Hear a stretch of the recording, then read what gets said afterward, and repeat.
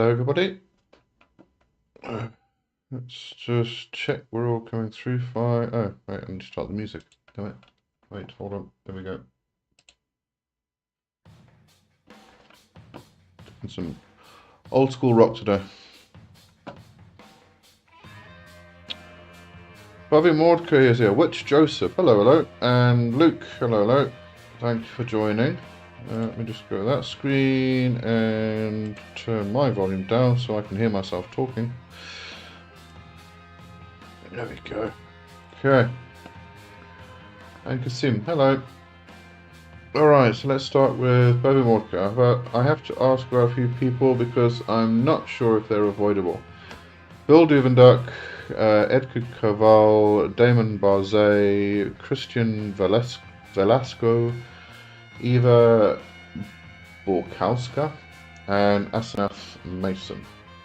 Alright, so I wouldn't even bother with Damon Barzay, to tell you the honest truth. I've read one or two of his books and they weren't really worth the effort. The others I haven't really read that much. Asanath Mason just writes a load of stuff about, or mostly, about the Clip-Off. Not something I follow, so I have no interest in that. Now, Bill Duvenduck is still with Become a Living God, Belg, so even if he is good, I wouldn't support him. And now Edgar Cavall and Asanath Mason were with Belg. They have left. Edgar Cavall started his own publishing company. As far as I know, I haven't kept up in the past 2, 3, 4 months. But this is the last I saw. And Asanath Mason actually followed Edgar, and they made their own little publishing company.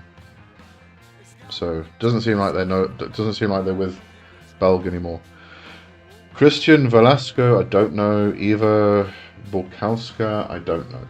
So I just want to check them, just in case. I'm just not recognizing their name, but I might recognize their books.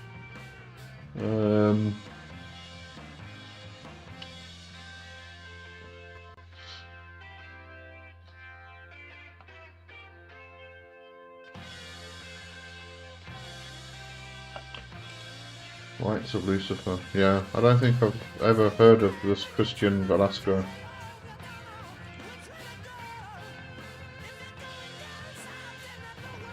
Oh, hang on.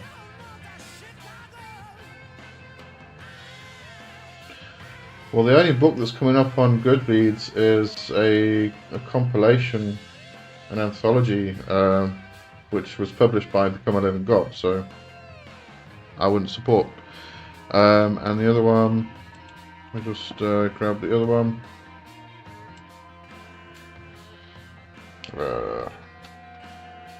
Eva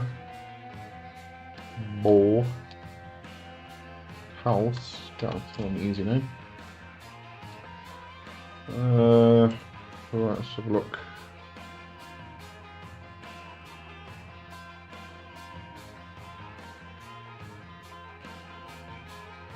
This is not Eva Borkowska. Okay, don't know why Amazon's giving me all that rubbish, because that's not the author. Europe in the Space of Arts at the Threshold of Mystery. I have never heard of any of these books, so I can't tell you about that, sorry. But the other ones, my opinion. Alright, Witch Joseph, hello. Hello to Luke and Kasim. How are you? Oh, hang on. Castle's here. Hello, Castle. Hope everything is okay. So I started working with Goetic Spirit. Everything was fine until I did the LBRP. Shut that, it's very bright. I've been told you have to do it for spiritual hygiene. Just a bit worried I might have caused offense. I hope everything is okay. You wouldn't have caused offense with the LBRP. The LBRP is designed to cleanse, banish. What you're going to be doing with the LBRP is basically resetting your space. So you push out all energy, positive, negative, doesn't matter what it is, everything in your space that you're going to be working in, you strip it. You completely strip it of energy, so you can then you reset the space, right? Then I actually find it to be quite a, it's kind of a banishing, and then it's not really an invoking, but it's an elevation. So once you start getting to the names of God, and then you start getting to the archangels, all those aspects of it, you then start to elevate your own vibrational state. So this brings you out of reach of the lower vibrational entities, which is why it becomes a protective, or people use the word protective space, or banishing space. It's really, you're elevating your own vibrational state so that the astral parasites can't attach to you. And then you set up the space. The idea really is to kind of create a bubble that you kind of separate yourself from the mundane, from the profane, and you then call in the energies that you want to work with into that space which has previously been reset. So that's what the LVRP, what you're doing with that. It wouldn't cause offense to the Goetic spirits. They are divine intelligences. They are not astral parasites. They are not lower vibrational entities. So it wouldn't be offensive. Let's put it that way. But you said everything was fine until you did the LBRP. Why? Just let me know what happened. Castle, afternoon, Luke. There's a thing of you I would like to ask you. I was so quiet for a long time. 3 days ago, I felt huge pull for Discordia, Nick's daughter, one of my patrons, and I haven't connected with Discordia for a long time. Once I did this, every second it's like a pure ecstasy, no words can explain. Your thoughts about it? You're reconnecting with the energy of Goddess of Discord.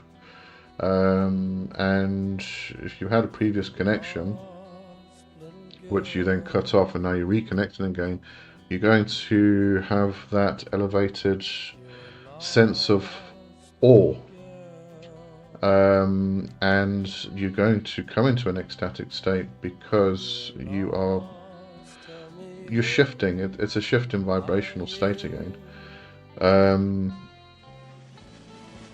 because of the reconnection.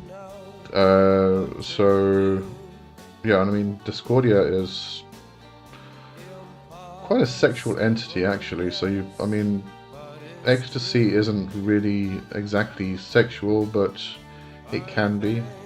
It can be felt that way. I mean, ecstasis is a state between things, and you've shifted your state again. So you are now between things again. So that's probably why. Kasim said, just felt uncomfortable about it. Felt there was a lot of positive energy, and then that good feeling disappeared when I did it. It might be that when you did the LBRP, you probably, as I said, you're resetting the space. You are scouring everything of positive and negative energy. So maybe that's why you felt the positive energy disappear, because it did. And that's the whole purpose for it. You want to do that because you want to start from scratch, completely from scratch. So that's why you do the LVRP. So sounds like it worked anyway. And Zanka is here. Hello, Zanka. Thanks for joining. Kasim, so do you recommend not to do it in the future? Entirely depends on your goal.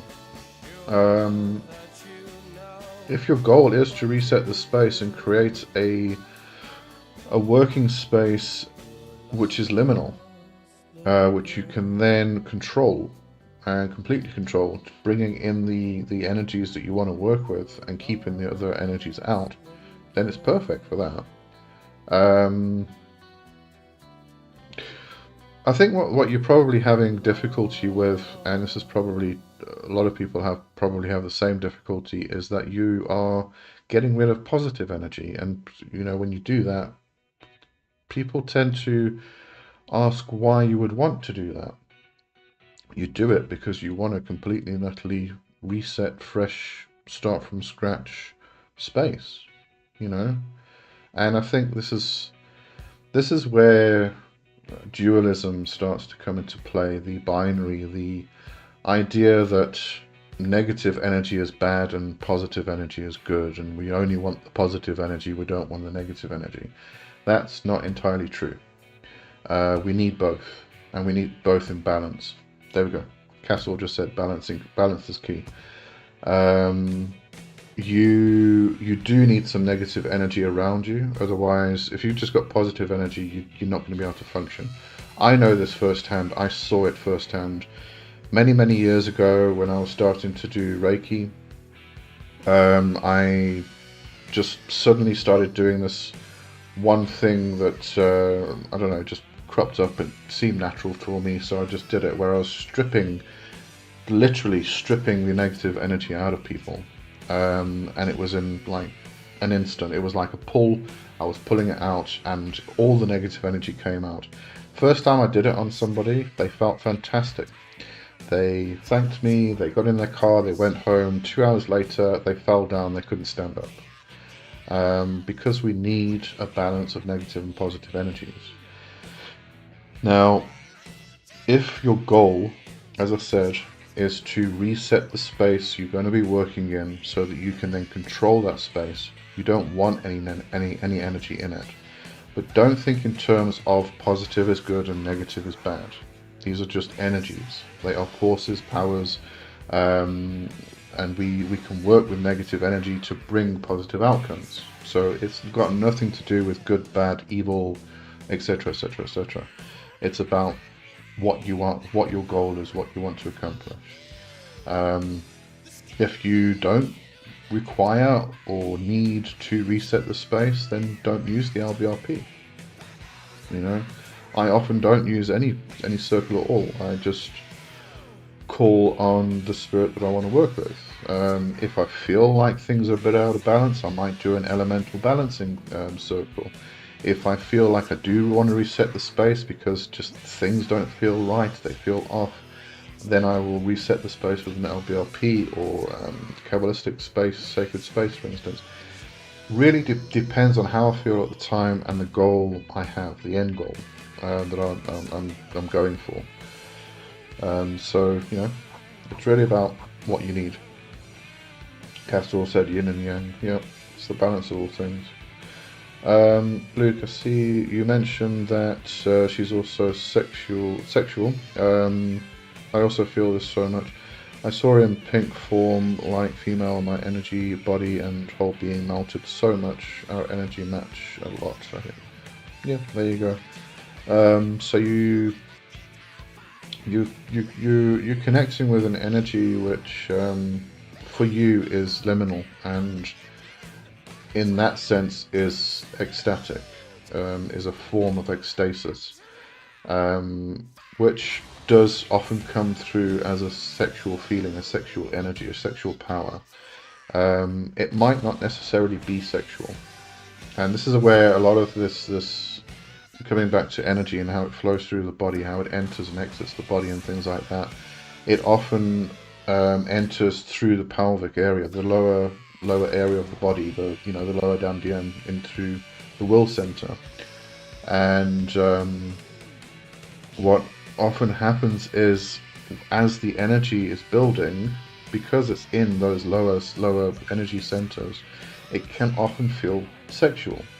Not necessarily sexual, it's just the feeling that we kind of associate with it as being humans. But it's just power, it's just energy. So, just let it flow and see what happens. Cattle, for now, I would monitor that. Yeah, definitely. Oh, you got to monitor everything. Keep records. You know, do your journaling. Definitely. Don't forget that. I don't mention those things because I feel they should be second nature. Alexis, I don't know about Discordia before. I didn't know about Discordia before. Thank you for sharing, guys. Yep. And good evening. Hello, Alexis. Hope you're well. Yeah, Discordia is well, you mostly find Discordia in Discordianism, which is kind of like an offshoot of you know, kind of chaos magic. But Discordia is a bit of a strange one. It's one of those, I think people call them parody religions or something. Um, but there's a lot of value in it. But yeah, Discordia as a goddess herself, who, what's the story again? Stole the golden apple from her sister. I can't remember the names now. Yeah, very Greek thing. Castor was doing some standing qigong and neigong this week. Finally noticed I was cleansed and filled up. Was a wonderful experience. When I opened my lesser and greater orbit, was quite an experience again. Like the snake coming up my back. Meridians cleaned. I feel so much better. Just got to do some fasting again. Yeah, no, that work is fantastic on so many levels. It really is. I need to do a lot more energy work myself, actually. Been slacking off lately, I really have.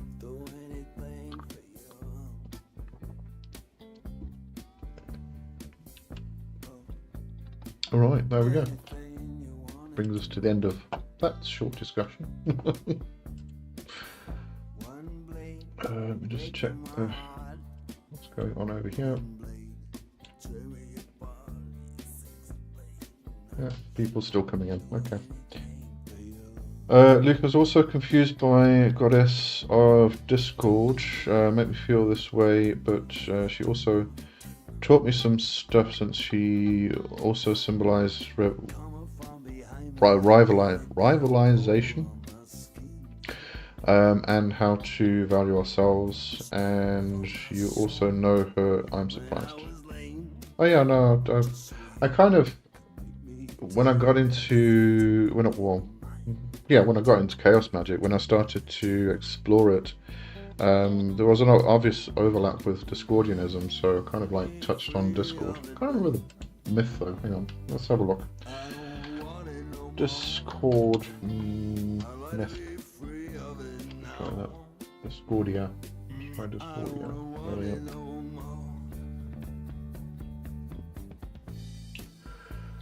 Oh yes, it was Eris. Discordia is the Roman goddess. Oh no, sorry. Hang on. Discordia is the Roman goddess of strife and discord, the equivalent of the Greek god Eris. There we go.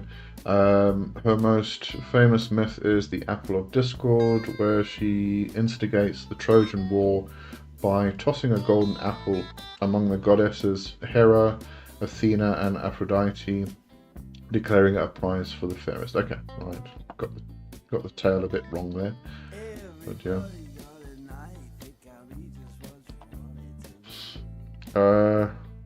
Alright, Kasim. Can we do guided meditation today? I haven't actually set anything up for that. So maybe we'll do that next week. Let me just put it in my... What kind of guided meditation do you want to do? And I'll have a look at pulling something out. Agatha, hello Agatha. I'm the prettiest. Are you? Okay, that's good. Ivan, hello Ivan. Thanks for joining, guys. Castle, been noticing my aura can touch people and saw my guardian chi. And my circle around the body is wider and I need to make it a bit smaller, otherwise I've noticed influence others. Yeah, don't want it to be too big. I believe you can contract your guardian chi by doing reverse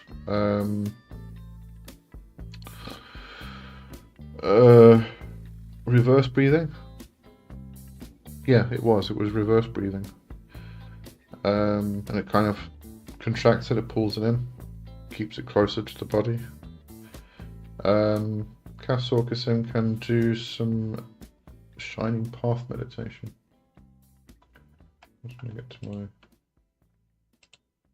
stuff over here. Okay, do guided meditation on alive.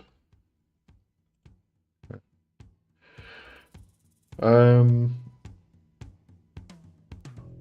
Kasim, anything just to relax the mind and body, I think that would be good. Okay, yeah, I'll pull something up.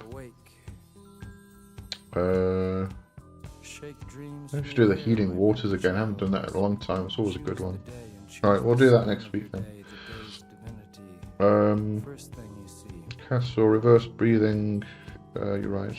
Okay. Ivan, for some reason, there we go.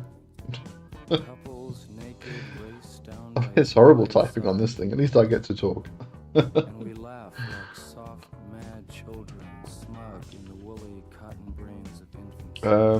Castle Kassim can get Dolores Ashcroft Noviki guided meditation. This is a good one. These are old. She isn't still alive.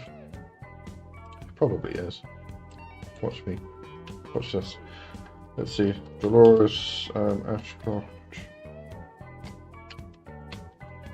Quite black today. Choose they croon the ancient ones. The time has come again. Choose now. She is as well. How old is she now? She's 96 years old. And she's still going. Oh my goodness, what a woman.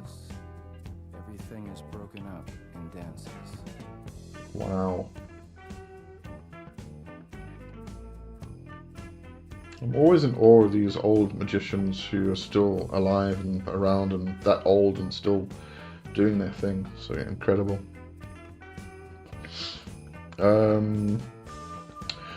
Ivan guides have been pulling me into the energy vampire route.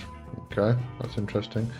It's been a few days now, and it feels like I have more energy than ever before.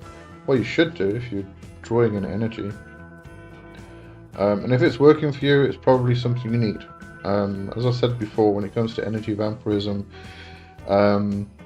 it's people who benefit from it are usually people who require it because they have something in their own system which is lacking. Whereas most people get their nutrition from food and drink. Some people just have that bit lacking and they need energy. They need to drain energy in order to survive. So, you know, anybody who that doesn't apply to is just doing it for the fantasy of it, I think. Luke, she's very unique, I think, and interesting, and also I feel like me and her can make a great bond. She's also very direct to me, and if she wants to tell me something, she will. It means a lot. Good. Then you've got a good connection.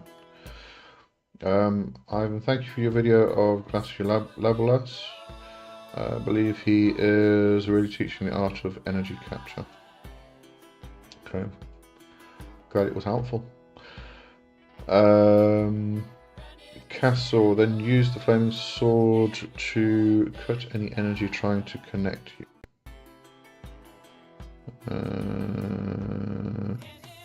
Not sure why.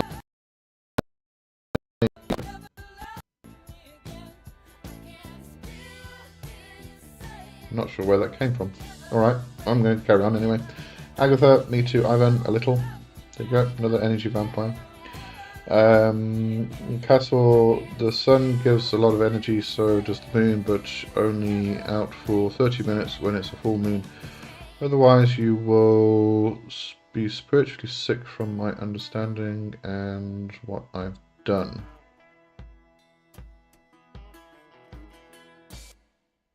Sorry, not following. I think I've lost the plot again. Because Ivan's talking about doing energy vampirism in order to gain energy. That's got nothing to do with the moon. Well, it can do. It's only one aspect of it. Yeah. Saying feeding off the sun for energy. Well, that's what normal people do, but if a person is actually... if somebody is actually a Psi vamp, you'll probably find that they do not get energy from the sun. As I said, they're just wired differently. They are lacking something that they need to get a different way, and that's usually draining energy from crowds of people, usually. You know, that massive collection of energy which then dissipates and gets wasted, kind of drawing off that, unless they have people who Ivan said thank you, I will use techniques. Castle, I've met a few of them parasites. I've met a few energy vampires that are parasites also. I've also met some energy vampires that are very stand-up people. I've also met some normal people who are psychopaths. I've also met some normal people that are very kind. You're going to get all types in whatever area you're going to go into. You know, there's good people and there's bad people. And that doesn't, just because somebody's doing energy vampirism doesn't make them instantly parasitic. As I've said before, years and years ago I knew two guys in the UK who were Psi vamps. They were stand-up people. They would do things like at night time when everybody's kind of winding down, they naturally let off a lot of energy, a lot of excess energy that would gather during the day that they've been holding on to. But as they wind down and calm down, they let off energy. And that energy can then be scooped off and used. You also said that's the illusion. No, it's not. There are really people who need to feed off energy. I've known them personally, and there's no illusion of it. It's a real thing. Everybody comes in different forms, shapes, and sizes. And then you said you're usually the one to destroy them. Well, destroy the parasitic one, sure. I've got no problem with that, but this is like dealing with ghosts in houses. You know, people come along and they go, "Oh, I've got a ghost in my house. We have to banish and get rid of it." No, you don't. You know, sometimes a ghost is there because it's a spirit of the house, which is trying to protect you and the house. So you leave it alone. You know, not everything is bad just because it has this particular term of energy vampirism or whatever it is. Not always bad. So distinguish, determine, I've forgotten the word now. Discriminate? No, it wasn't that. Whatever. But just, you know, make sure you know what you're dealing with before you actually fly in and you know, start destroying things that you shouldn't be destroying. You said you honor the house spirit. That's normal, yeah. But a lot of people move into a house and they have bumps and bangs, and they immediately think it's a ghost that is trying to attack them. So they call in somebody to do an exorcism in the house and discern. There we go. Thanks, Domina. Couldn't think of the word. And you don't want to get rid of the house spirit, but people do because they have bumps and bangs. Therefore, you know, it's just instantly determined that this thing is after them and is evil. You've got to discern if it's something which is beneficial or not. And, you know, you can't just use of one word determine that all of those things are negative. Yeah, it was on the tip of my tongue as well, Nick. That's all I can remember. Right, I'm going to go back to Ivan quickly. I'm quickly learning the energy from the planets and stars feel different than the life force energy that I've been experiencing, but that's just me. Yeah, no, that's a good thing. You're probably finding that you are going to be connecting with different energies than other people do, and this is just comes down to food. It really is just about food. For instance. I like garlic in my food and I like onions. My daughter cannot eat garlic and onions. She has a complete intolerance for them. And she loves that, but she can't eat it. You know? So it's the same type of thing. Some people will probably find that the planets and the stars, and maybe you then, therefore, do get energy from the sun or the moon. You'll probably find that you can feed off that energy. Other people, they have no effect. They have to try and find other sources, and it's just about finding which food you need. Luke, do you also think that our energy resonates that much because Nyx is my patron and Discordia is her daughter? I was so curious about your thoughts about it and had to ask, how do you see this? It could be. There's a connection between the two, obviously.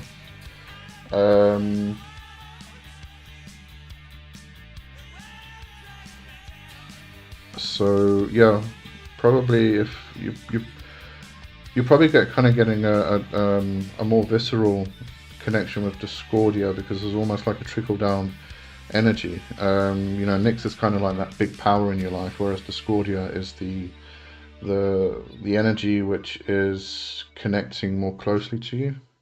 Possible. I don't know. This is personal to you. I'm just kind of trying to give you ideas, but this is something you'll have to actually find out for yourself. Agatha, Lee, how do you discern ghostly intentions? Divination, feeling. Once you've been around the energies, the spirits enough, you know what they feel like. You know what a bad ghost or parasite feels like. You get that instant kind of feeling, and it doesn't feel good. It feels icky. It feels horrible. It feels oppressive. It feels like it's bringing you down. That's when I usually banish, but at the same time I will do divination just to make sure. It could just be that I'm having a shitty day, and I'm just naturally feeling like that, and it's got nothing to do with the ghost or the parasite, whatever. Well, parasites are just parasites, but the ghosts. So definitely do some divination, and then communicate, ask. Why are you here? What do you want? Who are you? What's your affiliation? Etc. etc. etc. But usually, if you're not feeling good, then if you're starting to feel, especially if you're starting to feel physically ill and physically sick when you're in the presence, and then if you move away, you feel fine again. When you come back again, you feel that kind of oppression and sickly feeling. That's usually a sign that this ghosty does not have good intentions. But yeah.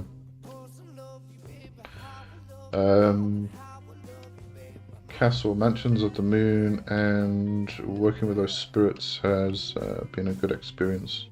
Really. Just ask them. Yeah, no, it's fine. You need to be sorry. Ivan, I only feed on people who feed on me. I have lots of bullies in my life that I need protection from. I need to keep my karma good, regardless. My focus and attention are increasing, and my dreams well. Yeah, I don't find anything wrong with that. I do it myself. If people come and attack me, I'll drain them of energy, and I'll transmute it and use it for something good. Whether it's a good giggle, whether it's health, if it's, I think one of the best servitors you could create is to detect and stop attacks and hexes and curses before they start, and the servitor actually takes the energy from that and transmutes it into farts. why the fuck not? But yeah, no. If someone is going to attack you, just stop them in their tracks. It's as simple as that. Drain them of energy so they can't do anything. I completely agree with that. Fixton, hello. Long time no see. You must have had a different name previously, because I don't remember the name Fixton, and I don't recognise that. That's it's called profile pic, whatever it's called. Let me know who you were before, if you were. I don't know.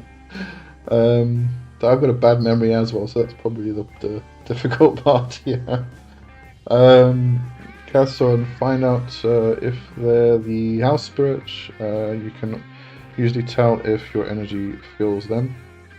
You can put up an egg-shaped barrier at Ivan to protect yourself, and think of golden and purple light in an egg shape from people feeding off you. Or you can drain their energy. There's many ways to do this. That's one way. If Ivan wants to take that advice. Luke, I see, just to let you know, Nyx is very amazing to me. She never ignored me, and I experienced things with her like no words can describe. Very happy she's one of my patrons, thank you. Yeah, because Nyx is a very big power. I mean, Nyx is a primordial being, so, you know, you probably find that Discordia is a bit more easier to interact with than Nyx is, on a kind of one-to-one personal level, which is probably why you are having that connection with Discordia.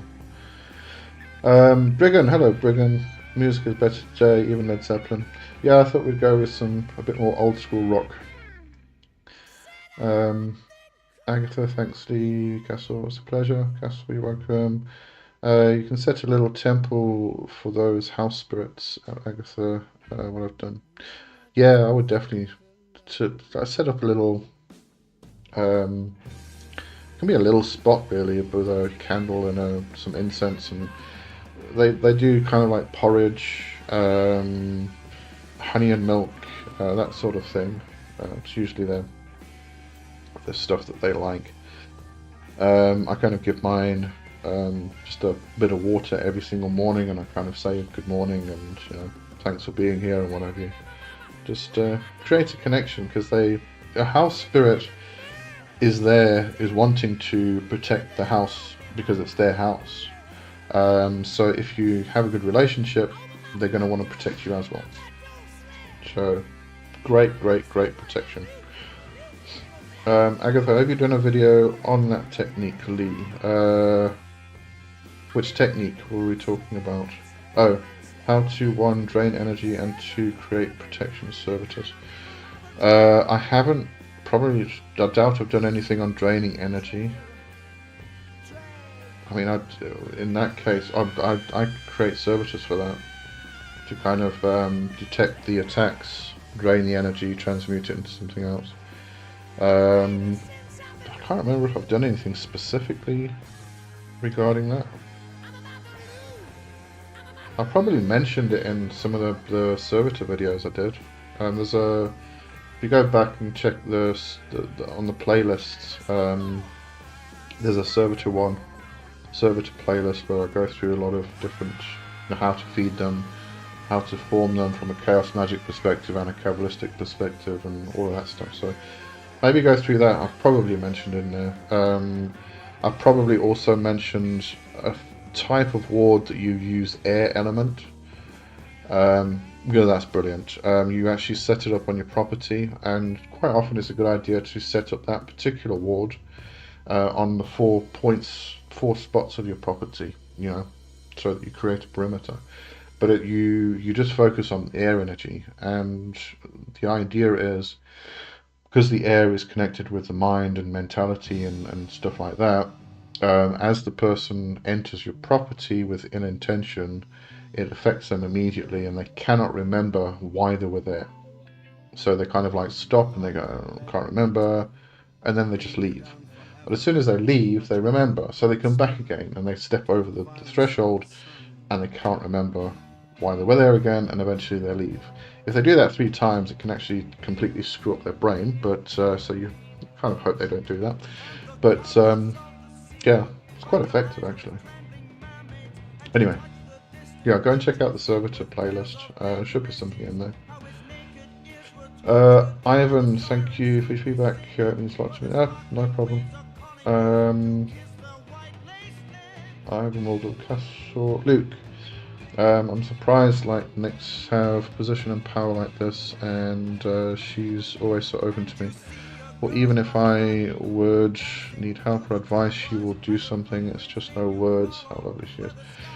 Yeah, I find. I mean, can't really put my finger on it really, but you know, especially working with primordial beings like Leviathan, for instance. I like working with Leviathan, especially for people who are grieving. I find that it helps them. It kind of helps them to get through the grieving process. Calling on Leviathan, but I mean, Leviathans as primordial beings, this massive, massive, massive power. But there seems to be. I'm going to call it an egregore because it's the only word I can possibly assign to this. There's an egregore that's created which is tapped into that energy, but is more, you're able to interact with it a lot easier, and you can then have this personal interaction with this spirit. I mean, I don't think you're really interacting with the primordial being itself, but this egregore which has formed in order to kind of have an interaction. If that makes any sense, I don't know if it does. As I said, it's difficult, but I can't really put my finger on it and put it into words that well. So, Ivan, you can use the tendril technique. Who are we replying to now? I don't know who we're replying to now. Oh, is this to drain energy? Oh, yeah. There's lots of techniques you can use.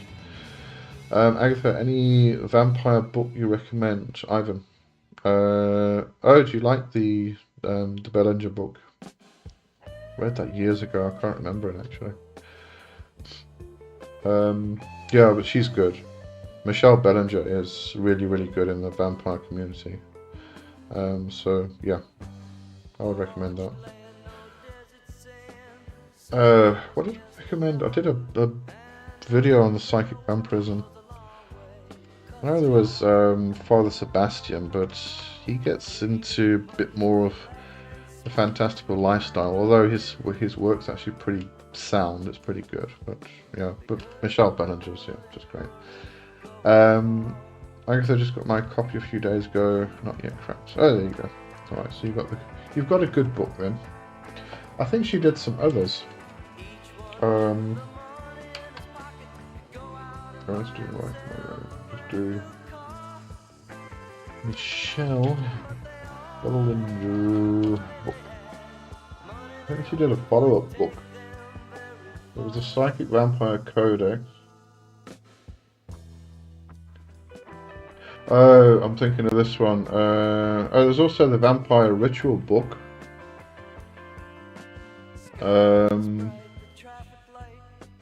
But there's this one,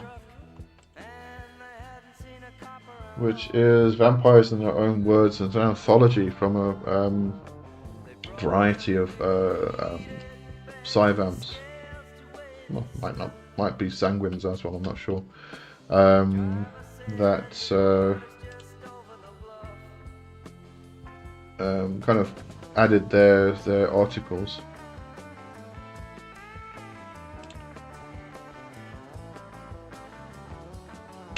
Oh, I didn't know she wrote that. Summoning Spirits, the Heptameron of Peter D'Abano. I'm going to have to read that now. I'm going to have to get into Michelle Bellinger again. Alright, let's carry on. Uncle Sekhmet's book was intriguing. Yes, it is. It's one of those foundational works, I think. Jersey Shore, hello Jersey. How are you doing? How's the band doing? Agatha, Walking the Twilight Path. Is that the book's name?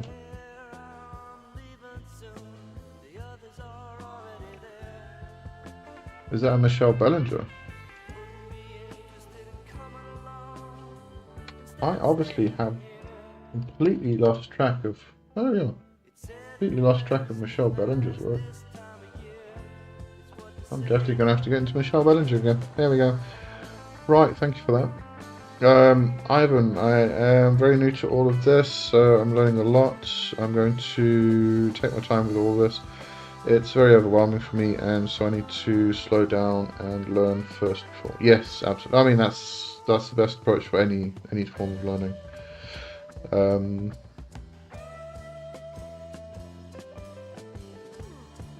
Yeah, actually, coming back to the whole vampire thing and draining energy from people, I actually did go down that path for a while, which is, I met people, I learned as much as I could, but I'm not a vampire. I'm not a psychic vampire at all.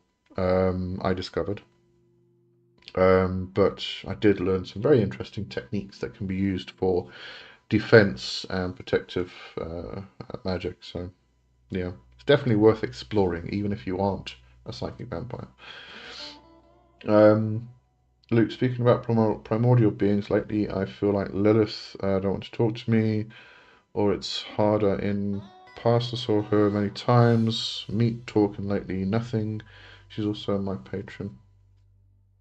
You'll probably find that.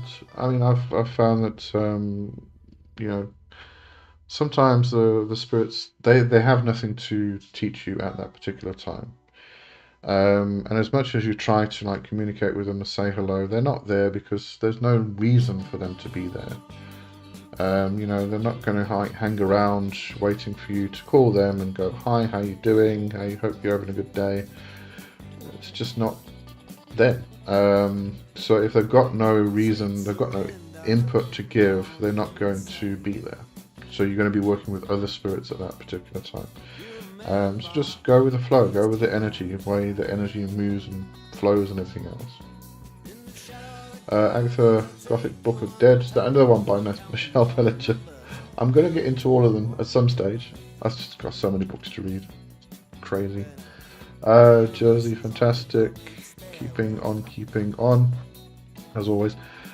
You might find it interesting. On the 3rd of December, the punk magic video that I'm going to be releasing is actually an interview with a UK-based punk band, Heka. I did an interview with them yesterday. I love them. They're really, really good and great guys. They really are. So watch out for that one. That's the next punk magic video. But it was really good. It was very interesting discussion, actually.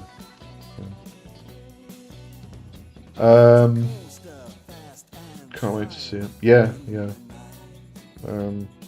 I think what's interesting is there's a lot more people that seem to be. It's not just punk and magic. It's about the activism as well.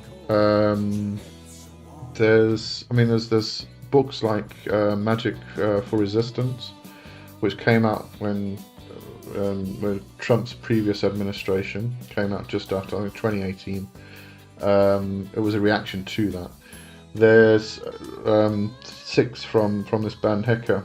It's Heka, Heka. I'm actually gonna drop their link tree in here, so you can go check them out. They're on Bandcamp as well, so you can listen to their music. Hang on, let me just do this, otherwise it might not link. What was I talking about? I've forgotten.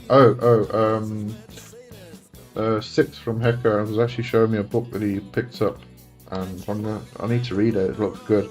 Called Pagan Activism. What is it? Freaking hell, no, I forgot. Pagan Activism, I think it's called. Pagan Anarchism. There you go. Brain. And there's a lot more people that are coming out with this type of work about being pagan or being a witch and being an anarchist or a punk or an activist or something like that. A lot more people coming or melding the two together, bringing all of these things together, which I think is fantastic. I love it. Luke, you're right. I'm so glad that I joined this session. Thank you so much. Oh, it's an absolute pleasure. Jersey, exactly. Punk is so versatile, anyone can get into it with enough patience and open-mindedness. Yeah, absolutely. A lot of people don't like punk music, and that's fine. I mean, I think, like I was saying last night, punk can either be seen as an aesthetic or a lifestyle, and a lot of people are into punk, but they don't like punk music, and that's fine. People like Ren. It's not punk sounding, but he's definitely punk. So there's a lot of different ways that it can be experienced.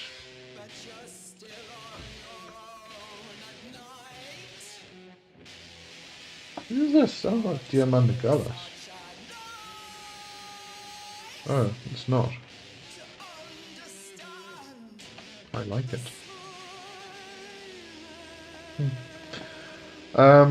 Demon Sophia, hello. I greet you all. Hello there, Uncle Lee. Long time no see. That's been a long time. I would like to highlight that the idea concept punk magic is at the very least a great tool, even if as an egregoric one. Oh yeah. I think I really created it because I was sick and tired of, the whole idea of left-hand path. When I started out with it 20 odd years ago, was that it was supposed to be this antinomian path. It was supposed to be against the norms of society, what you were being told to do. You kind of went against that, and that's what punk is. That's exactly what punk is. But it's become this whole edgelord thing now, and it's just really annoying. And they just take advantage of people left, right, and centre. They're actually feeding into the fears that people have from the trauma the religious trauma that they're coming from. And just kind of picking up on that and kind of just stripping them of all their savings. And it's, I don't know. I'll get on my bandwagon. I'll get off now.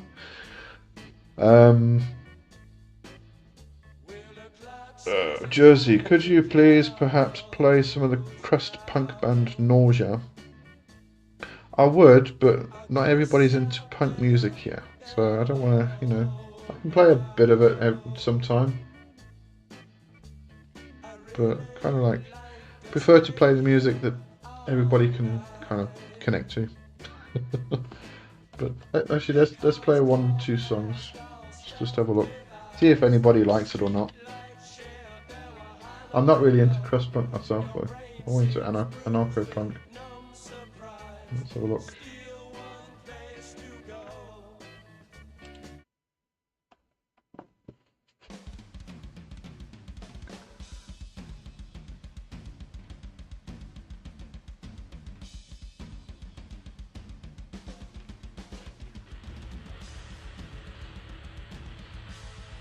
Oh yeah, this is crust punk. Right, Luke, I had to ask about it, otherwise I will regret it. Some time ago in 3 nights I meet one girl 3 times. Something like this never happened. Max was 2. Any thoughts?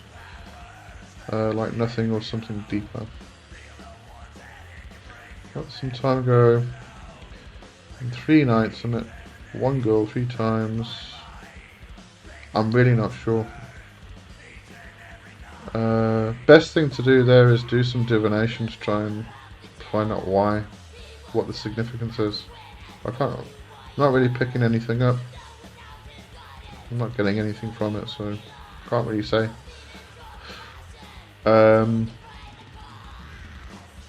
Jersey Nausea is definitely more listenable among the crust bands. Yeah, it's not bad. As I said, I'm not really into crust punk myself.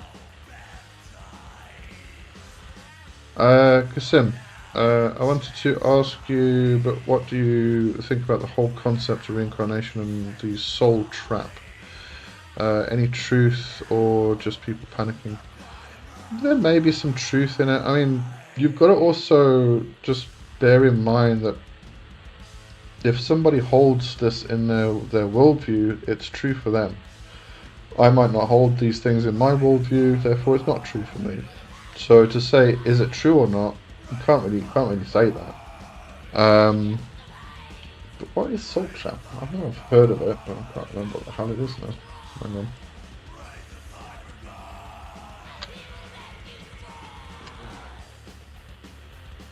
Soul Trap. I'm only finding references to the Elder Scrolls gaming again.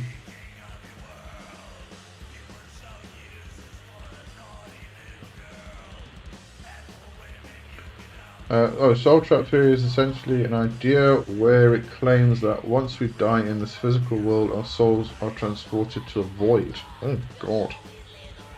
Definitely don't have that in my worldview, thank you very much. And that's not reincarnation. Well, I suppose if you reincarnate into the void, it would be, but yeah. I can't really say much about that. I don't think it doesn't hold true for me at all. Would it be people panicking? I think if somebody holds that in their worldview, it's not panicking, it's just belief. I mean, some people believe you go to heaven when you die and that's it, you don't come back again. That's depressing. You know, so it's about worldview at the end of the day. Demonosphere. Keep up with the punk path. Already found some hidden jewels there, even if I don't consider myself a rookie in the occult. But that's the real magic, isn't it? To find golden nuggets in the scrap. Oh, absolutely. And it's one of the reasons I like to often go back to the basics with the new knowledge I have gained. You know, go right back to the beginning and start it again. It's all different perspectives come out of it.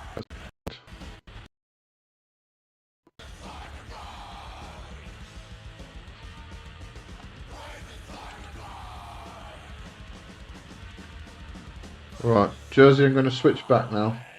We're going to go back to the... I'm just going to do a shuffle. There we go.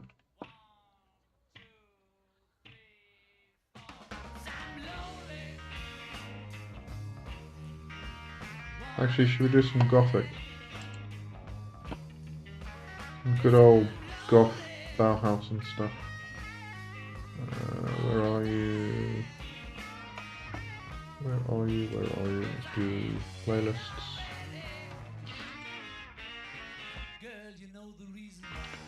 Playlists.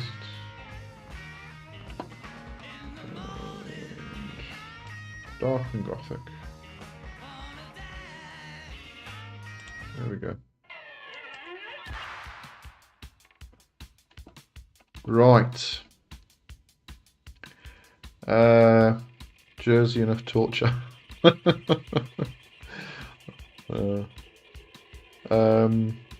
Voodoo Church is a really good goth band. I'm just going to leave it where it is now. Otherwise, we're going to go backwards and forwards. I'm actually going to I'll leave the music on. I am just going to step away for a minute or two. I'll be back just now. As I said, I'll leave the music on. I'm just trying to make sure I don't click the wrong things here. Hang on.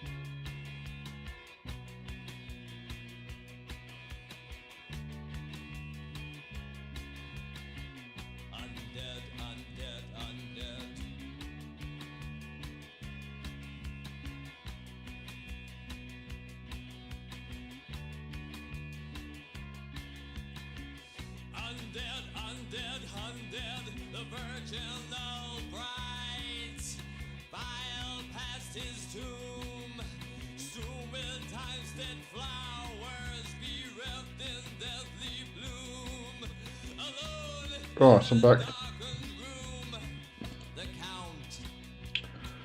Where were we? Demonosphere. Any specific plans, ideas for the upcoming new moon in Scorpio? I'm just going to be doing my usual ritual. The Obsidian Veil ritual, which I do live. For everybody who's on the Patreon thing.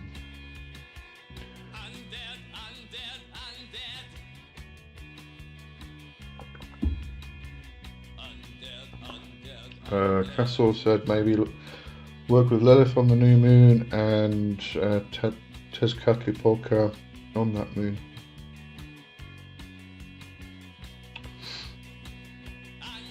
You know, every new moon I just do the same ritual. I don't know if everybody's heard about it. The Obsidian Veil ritual that's on my Patreon. It's a protective and cleansing ritual that I do for everybody once a month.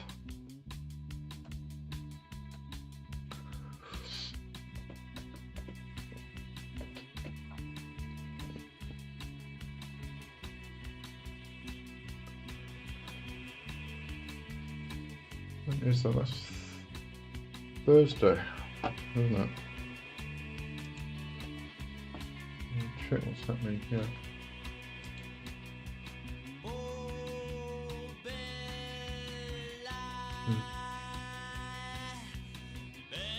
Normal day. Okay. Oh, Castle might work with the obsidian butterfly. Okay. Don't know what the obsidian butterfly is. 20th of this month, yeah. Well, that's technically the dark moon, actually. Most people refer to as the new moon.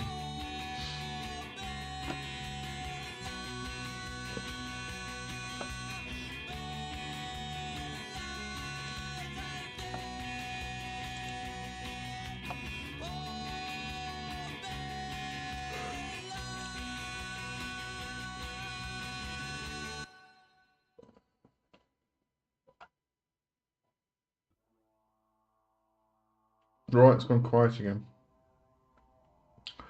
I'm trying to think if I've got any announcements I need to make.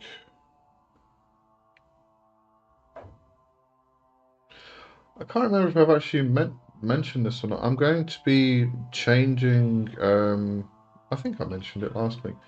I'm going to be moving to one video a week on the channel.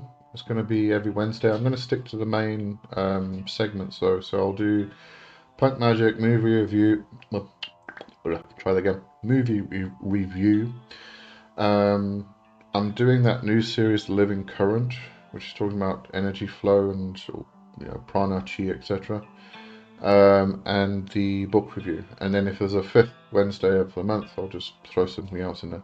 And then we'll be doing these on this every Sunday. And then whenever something comes up, a question comes up I need to answer, I'll just do a short, just randomly throw those in as well. But the main video is going to be Wednesday only, once a week. So that's the change that's happening here. Because I'm going to leave earlier tonight. See you next week. Okay. Have a good one. Have a good week. Castle. It's Papa Lottle. It's Papa Lottle. Okay, there we go. Here's the obsidian butterfly. Okay.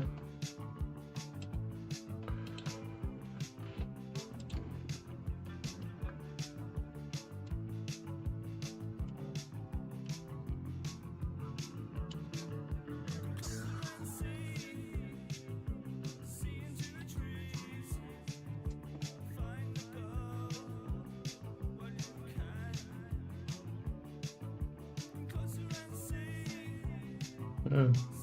Goddess of hunt, war, and death.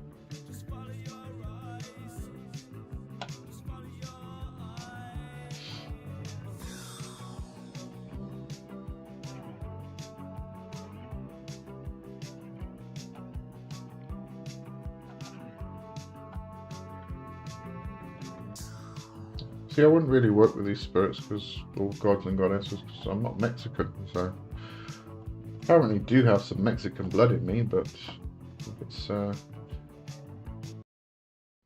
watered down with European stuff at this point.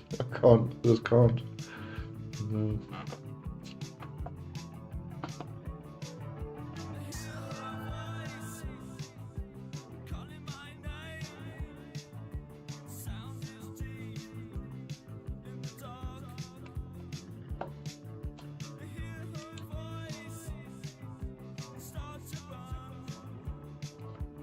Right, anybody got any questions or anything? It's gone very quiet again.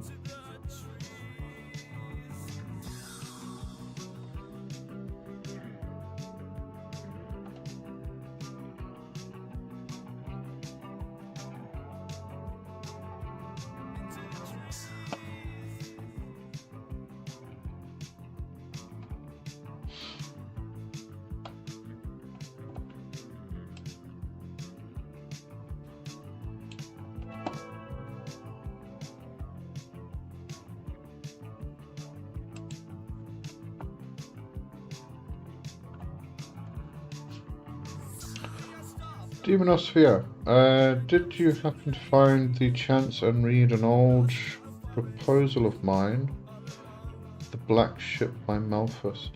I do remember you mentioning that, and we had a look at it and it wasn't worth reading. Let me just double check.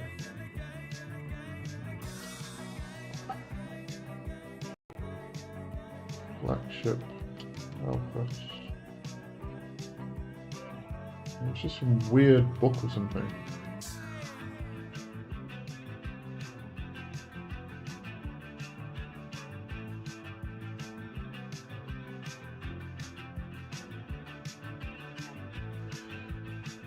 Yeah, you see, this just taps into things that I think can be a bit dangerous, to tell you the truth. Part Grimoire and part Manifesto, the Black Ship presents the the paperback's $190. Presents the vision of the Pandemonium Mandala. Pandemonium comes from was it the Divine Comedy, I think? Teaches the law of the emergent demonic race, and is the blueprint for a culture based on left-hand path principles. I don't know, this feels like it's tapping a bit into the pure race idea, which is a very dangerous idea. Royal blood of chaos and techniques of transmogrification. I don't know, if I can find a free copy of it, maybe I'll give it a squiz, but yeah, it just sounds a bit... I'm not sure we want to actually go there.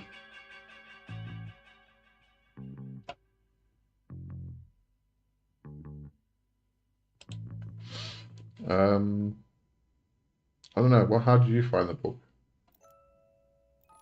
That's definitely not what I was looking for. Now I've lost my place. Agatha, is this the Cure? That was the Cure, I think. I wasn't really listening. Hang on. Yes, it was A Forest by the Cure. Jersey, what store did you on your magic path? Apologise, that should be what started me on my magic path? Ooh. At which point in my life? What started you on your magic path is what my question should have been. Okay. So I was, even when I was a tiny little kid, I think a lot of little boys are interested in ghosts and ghost stories and all that stuff. I was interested in all that. But when we came to South Africa, I I was just turning 11. It was a month before I turned 11, and I was very much alone. I didn't know anybody. I was a little kid. I was in a strange country. I was terrified of everything, and what I did after, well, this was the year later, like when I was 12. After school every day, there would be a wait before I could get home, get the bus. So, but then the public library was close to the school. It was just down the road. So I used to go to the public library every day after school, and I found the esoteric section, and I read a lot on ESP and all of that kind of stuff, the early stuff from the 70s and 80s, and I discovered Lobsang Rampa, discovered his books, and I sat on the floor of the library and just read them until I had to go home every single day. And that's where it actually started, when I was about 12. But I was a kid. What the bloody hell is that? Sorry, let's skip past that one.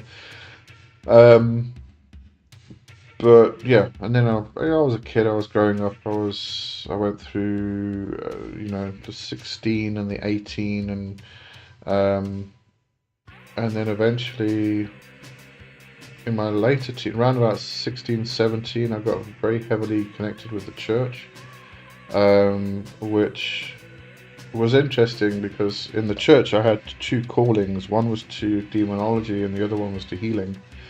But the higher powers had a different idea for me. I just went in a different direction and became a demonologist and a healer, and amongst many other things. Yeah, that's kind of where it started, I think, was when 16, 17, 18, that age. I really got into the esoteric. I was also, when I was 16, actually no, it was before then. I think I was about 14 because I had a friend, Austin, and we kind of started exploring things like Christos technique. So I was doing that. So it was all these little things that kind of like over the years kind of filled in some gaps here and there. Yeah, so that's really where it started, I think, when I was about 12.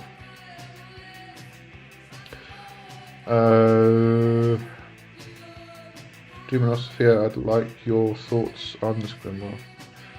Okay, wait, I was actually looking for a free copy, because I'm not going to pay $12 for the Kindle version, and $190 for the paperback. No thanks. Let me see if I can find it here.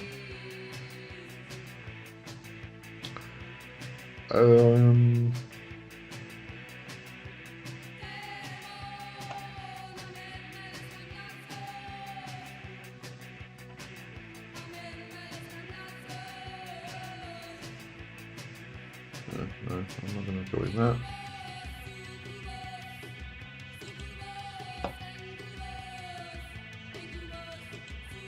Oh, hang on, apparently it's on Everend. Oh, so it is.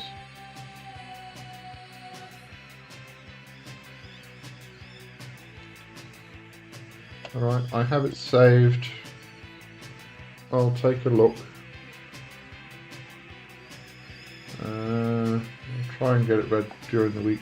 Maybe if you're on next week, then should have it sorted. There you go.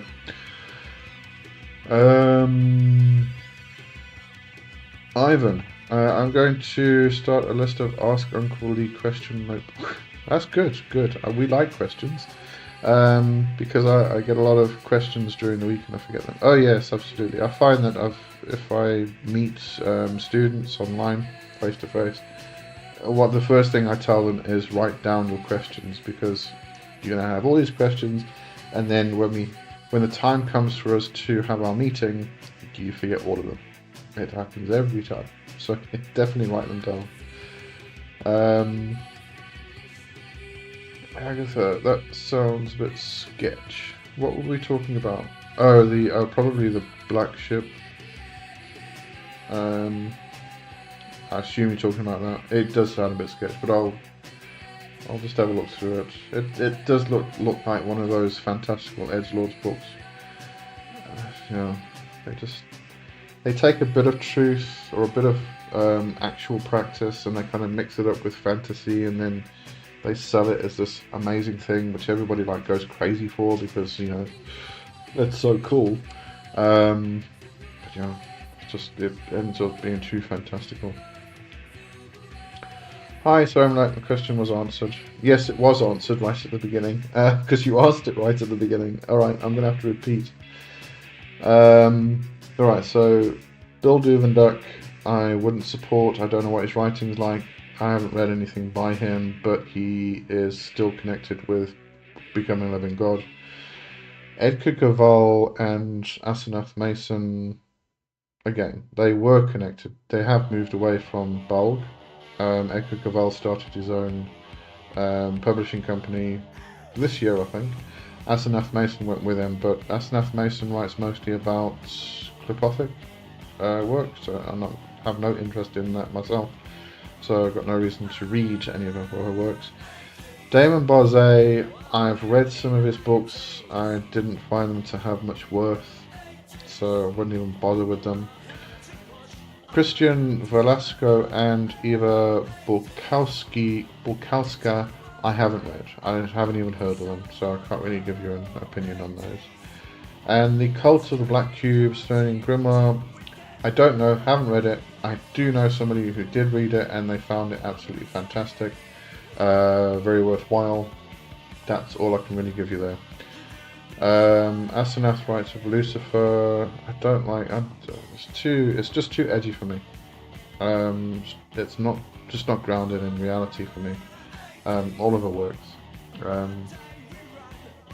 but a lot of people do find value in her work, so I'm not going to really outright poo-poo her. So as I said, she has moved away from Bulg, as far as I can tell, so that's a good step.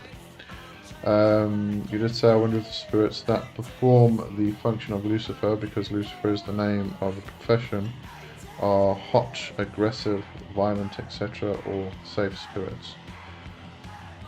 I don't know. It depends on. I mean, that's specific to the tradition that Asenath Mason started. What is it? Something flame. I can't remember now. But it's probably particular to that particular tradition, or part of that particular tradition. Yes, there are many Lucifers, many Lightbringers, but I don't know. Haven't worked with them. Kerry, hello Kerry. Glad you could join. Hope you're doing well.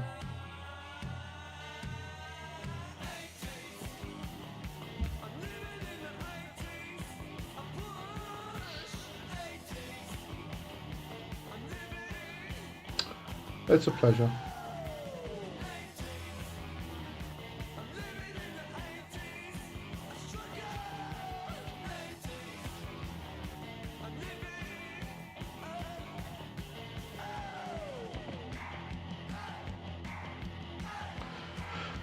There we go. Temple of the Ascended Flame. That's the one.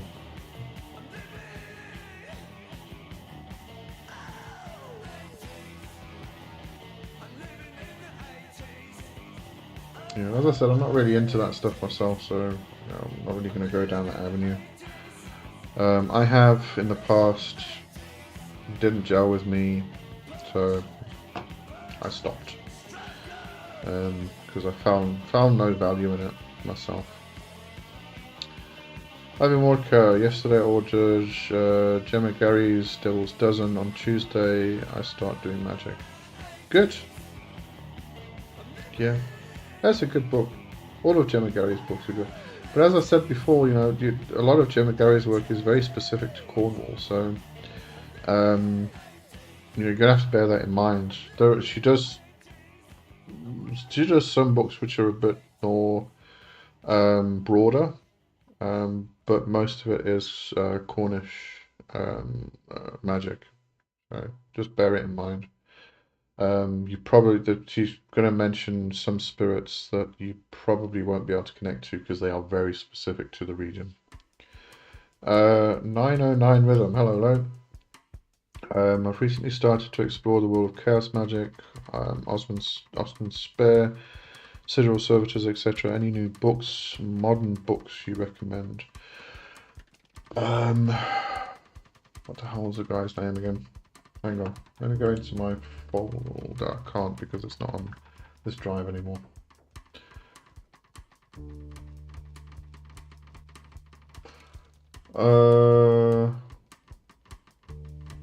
Damn it, my list is gone.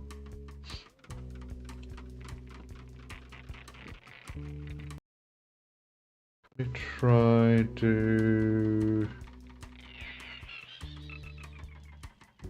the following. Hang on. I need more USB ports. Doesn't work for me anymore. Let's do that.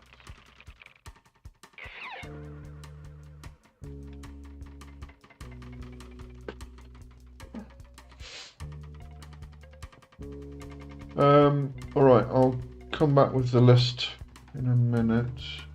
Let's have a look.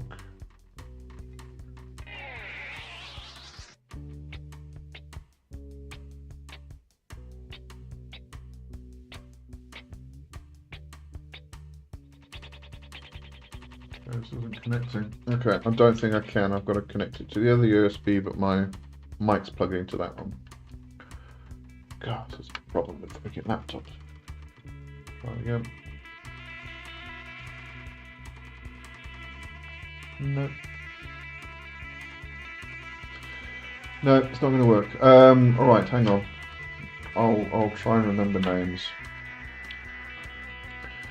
Let me just catch up here.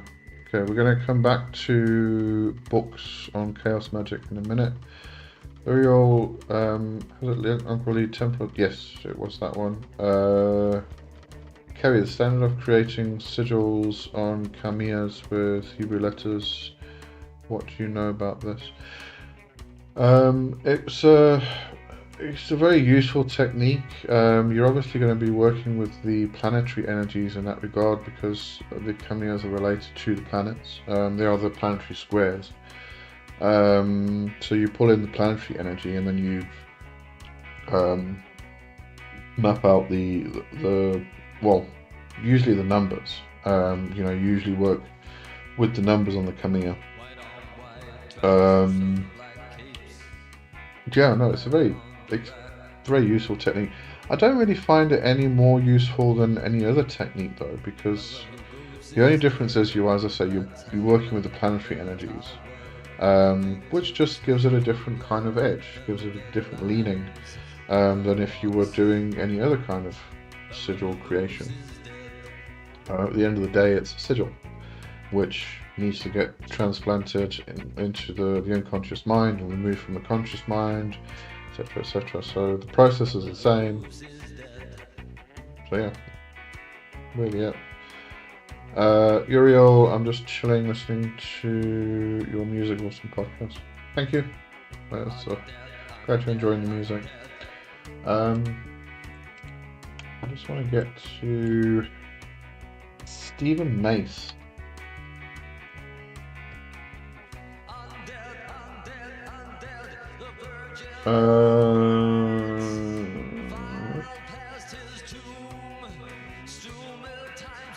Yeah, there's a great book by Stephen Mace that I really enjoyed. It's a 2003 publication, Stealing the Fire from Heaven. I thought that was one of the best chaos magic books I have ever read. So I would definitely recommend that one. Then there was the other guy. Damn it, I can't remember his bloody name. Wait, I think I saved one on Everland. We'll get there.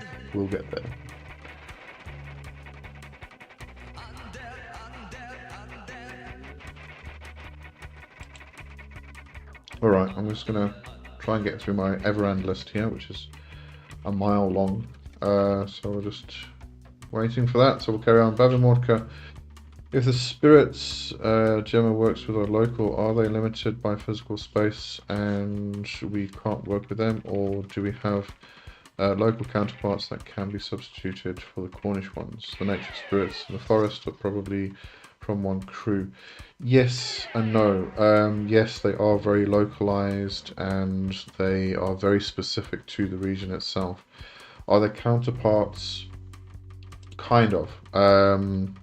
But again, no, because what you're doing in that regard is finding a similar spirit which is local to your region, which isn't the same, and it's not going to be doing exactly the same thing. It's just similar. There are methods, if you're in a different country, there are methods to connect with the local spirits of a very specific region. Usually more kind of like if you are in Japan and you want to connect with the current of the land within the UK. It's a bit broader than just, Cornish spirits. There are methods that you can kind of descend through the spirits of the land you're currently in. You go further down and you kind of get to a more broader connection almost. It's difficult to explain. I don't think you can actually use human language to explain it. It's an experience. But yeah, I mean,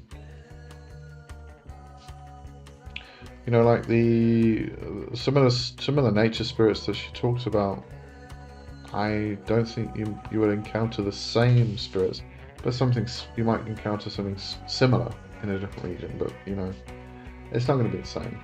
The best thing to do is just go and tap into the land you're on, and work with those spirits themselves.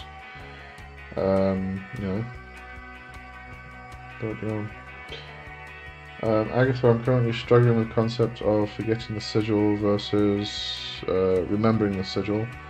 There's power in both methods, I think. Sigils are protection mounted over the door with obvious symbols, like cavemen. Yeah, there's many different ways to work with sigils. One is the spare method, where you're creating something very quickly and instantly. You're activating it, transferring it to the unconscious mind through some kind of trance method, and that's it. Destroy it. Don't bring it back to the conscious mind. That's one method, but that's a very kind of like instant kind of working. Whereas if you're working with something with a sigil or a symbol, which is for protection or healing or whatever, that's usually something that a lot of other people have worked with. So it might be like the Solomonic Pentacles, which I'm doing a series on at the moment. And a lot of people have tapped into that. So it's kind of like a collective energy almost that you're tapping into. So as I said, there's a lot of different ways to work with sigils.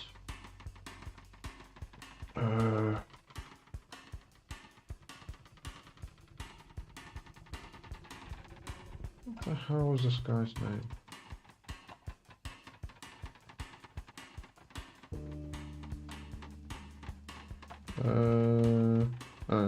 Right. I've lost my place. Oh, Jersey. Oh no, not Bela Lugosi again. I love Bela Lugosi. I love Bauhaus. It's always been one of my favourite bands. Leave it to the audio file to note.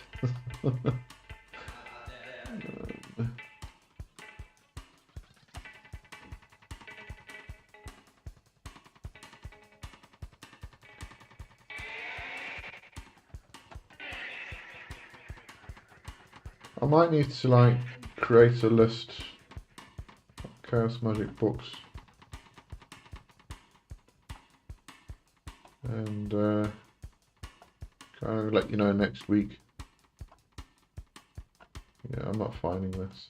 There is another place I could possibly check. I don't know if I can access it or not. Bevan Walker, tigers and lynxes, both are cats but different from each other. Yeah, kind of like the same thing. You're going to have a very different experience if you go and pet a tiger or a lion than your house cat.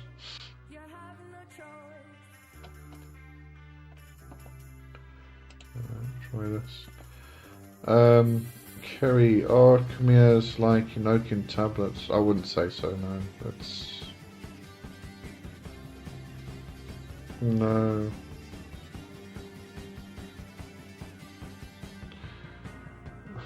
I suppose they're similar in a sense, similar in the fashion that they work, but very different energies and ways you work with them. Yeah, not sure about that.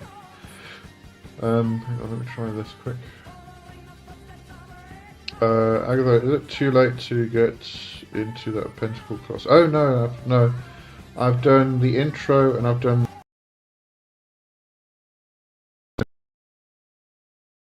before. It's going to be like another 45 weeks long. So it's right at the beginning. So if you want to jump onto that, definitely go grab it. As I said, it's going to be an ongoing thing. And then right at the end, when I've done the whole thing, I'll probably sell the whole collection. Like, I don't know how much. Let me see if I can grab.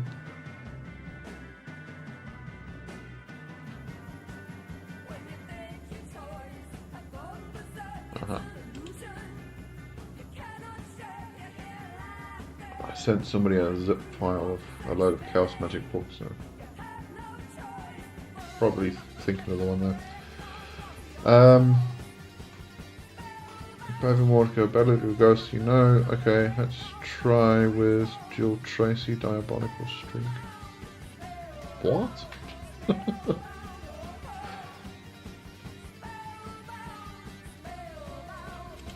What's going on here? Can't download this document, it's no longer on your phone. Oh. Okay, sorry, can't get that. I'm going to have to create a list and we can discuss the Chaos Magic books next week. Okay. I think I've exhausted all my options now. Fixton, hello.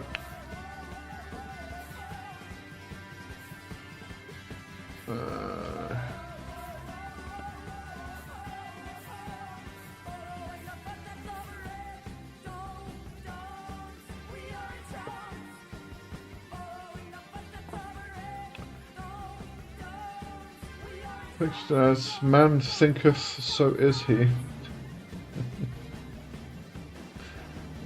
Sometimes I do not thinketh, therefore I am not. What the hell was this card? It's gonna bug the shit out of me, it really is.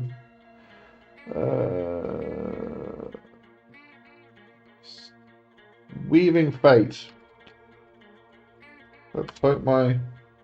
Oh yes, my my Nefesh came through. Here we go. Alright. And this is by someone named Aiden Watched Her. There you go. Bloody hell, we got it finally. Is Aiden oh, I think Aiden might actually be a woman. Sorry, Aiden. But, correct me on genders. Okay, I'm going to put the person's name, because it's a bit of a difficult name to spell. I'm going to put it in there. There we go. Aiden watched her. So there's one called Weaving Fate, Hyper Sigils, Changing the Past, and Telling True Lies. And there's also one called Six Ways, which I think I still need to read actually. But yeah, no, Aiden, very interesting books on well, it's Chaos Magic.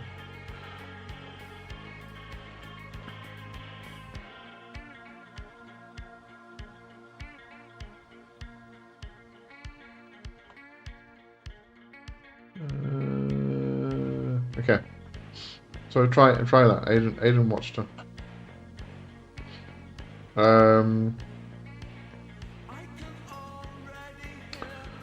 Where am I?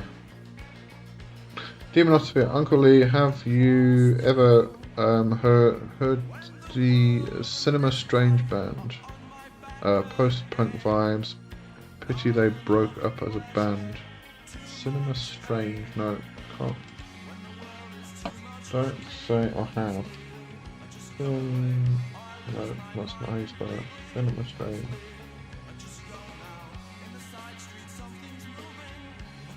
I have not.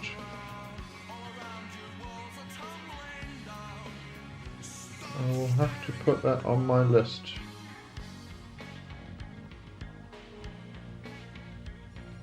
Okay. Thanks for that. I always like to hear new stuff.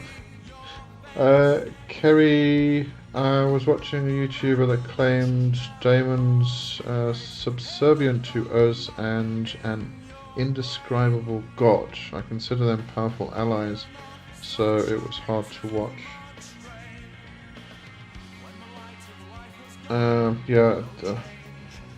There's a lot of people who believe that demons are subservient, are lesser than the all-powerful magician. This comes back to the whole Solomonic idea of traffic and binding and threatening. So yeah, there's a lot of people out there who believe that. So not much you can do about it. Ivan, I thinketh I am vampire. Yes. What's that thing on Buffy? Vampira. Something like that. Love that guy, he's brilliant. Bobby Mordecai, not vampire, but Vieth. Yeah, Empire. What is that? Is it Vieth or Fifth? I can't remember. Agatha, Guy. I'm on his Patreon, which reminds me, did you explain how to access Fire's class?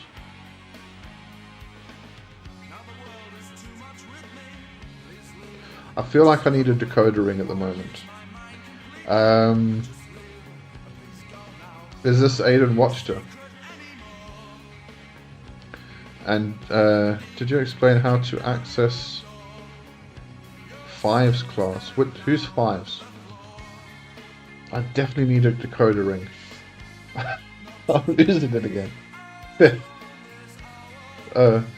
You're okay. Not vampire, but Fifth Empire. Okay, all right. There we go. Got that one. Kerry, Amateur Magus is the YouTuber. Okay. Yeah. I'm not sure I want to listen to Amateur Magus though. Agatha, let me know what the Access 5's class is. You were asking about the pentacle, Solomonic pentacles. That's on my Patreon. If that's is what you're talking about, just go to my Patreon. If you need the link, I can drop it in the chat here, and sign up for the $5 journal tier or higher, and you'll get access to the Pentacles class. Okay, that's what you're talking about. Otherwise, let me know what you're talking about. Brigham, do you mean the Norns? Does she mean the Norns? See, I seriously, it's gotten to that point of the evening where I definitely need a decoder ring.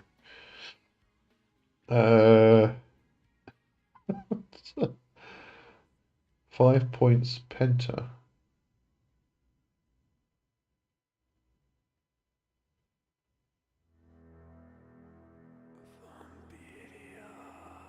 No, I've definitely lost you. I think we're talking about two different things. So I'm doing on my Patreon, I'm busy doing a series which is about the Solomonic Pentacles, with the 44 Solomonic Pentacles, or sometimes called the Planetary Pentacles, but it's not the 5 points pentagram. It's different, totally different.